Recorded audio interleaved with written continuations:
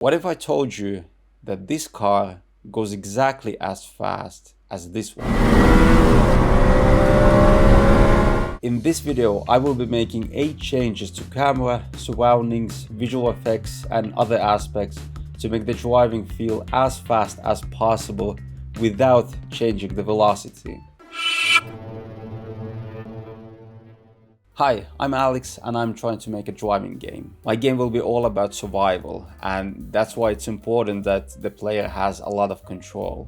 But in order to have control, you can't go too fast. And this is why I wanted to make this exercise where I make the driving feel fast without actually increasing speed. Here we have a car that goes about 60 kilometers per hour, which is about 40 miles per hour.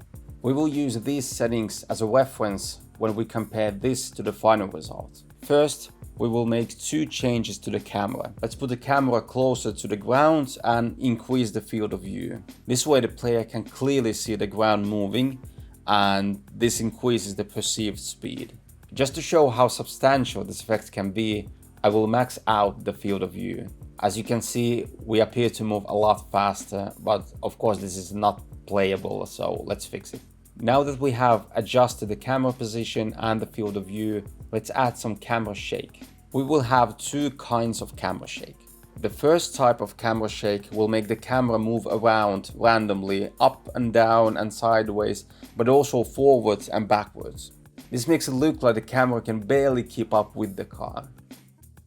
The second camera shake creates an illusion of bumps in the road. Every few seconds the camera will shake like this. Again, this is for creating an illusion that things are barely under control.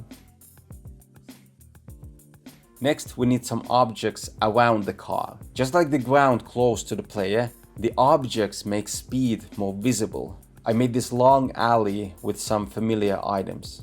Hopefully it looks somewhat realistic.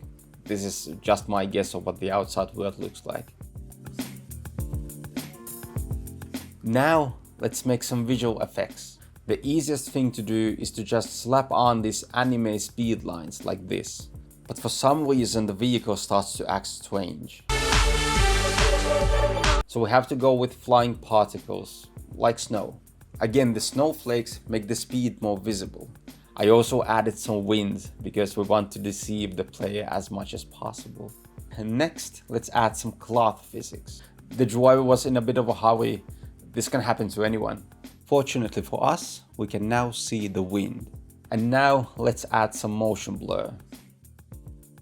We are almost there.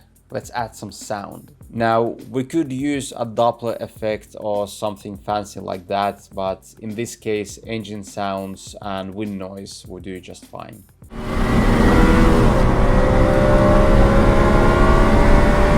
And it's done. This is where we started, and this is the end result.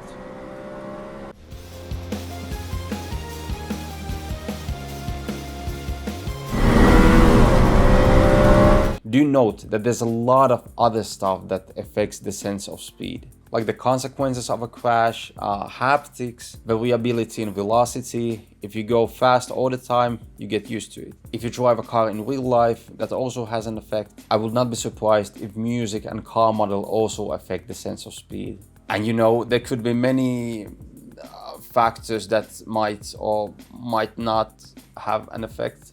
Anyway, I'm really happy with the end result and I learned a lot.